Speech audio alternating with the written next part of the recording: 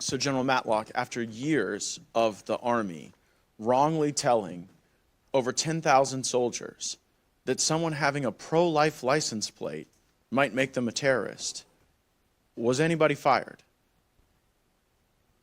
Representative, again, the chain of command is the responsible agent for adverse actions or personnel actions, and I'm not going to comment on what they've done or not done. That resides with the chain of command. Well, don't you think that has failed? Because wasn't the obligation to stop this nonsense also with the chain of command? The chain of command took upon receiving the report of the poorly developed training materials, the chain of command took immediate action. In the United States Army, 8 years might be immediate, but it doesn't seem all that immediate to me. I mean, does years and years of doing this seem like the chain of command was immediately responsive to this errant action to you? Representative, we recognize that is a very long period of time. Okay, so we'll dispense with immediate then. Okay, so you're kind of playing games. I mean, I think the Congress deserves to know, after you all screwed up with 10,000 soldiers, whether you fired anyone, whether you suspended anyone, whether anyone got a demotion in rank, or what the consequence was. Like, you don't get to just say it's our chain of command and it's not Congress's business when you screw up to this magnitude.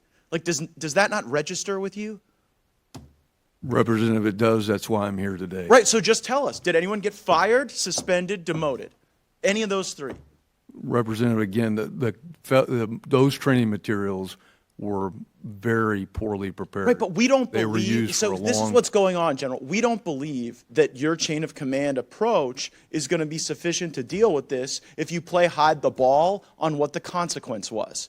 And it sort of seems to be a DOD-wide problem that, you know, that people who express policy or scripture aligned with Christian faith get demonized and attacked. I mean, we saw that in the United States Navy when the SEALs wanted to have an exception for the vaccine, and then your own Inspector General had to say that they were improperly treated. We saw it in the Marine Corps when someone posted a Bible verse and was then subjected to disciplinary action. And now here in the Army, I mean, Mr. Chairman, I'm at a loss because they won't even tell us what they've done.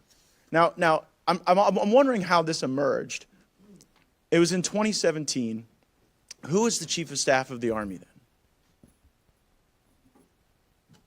and I believe in 2017, General Milley was the Chief of Staff of the Army. Oh, well, interesting.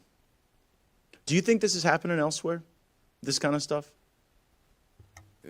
Representative, in the United States Army, no, I don't think it is. Yeah. Well, here's what I'd do, Mr. Chairman. I would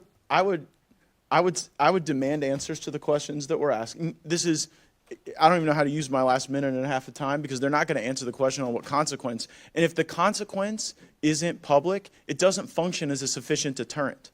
Like what you guys do when you allow this to happen for years with no consequence, and then 8 years later or whatever, when you're called out on it, you say, well, there's a consequence, but we won't tell you what it is, then you increase the recidivism of this type of behavior. And not for nothing, but it's one of the reasons why in some of the key demographic areas that the Army is traditionally drawn from to fill its ranks, you're struggling right now.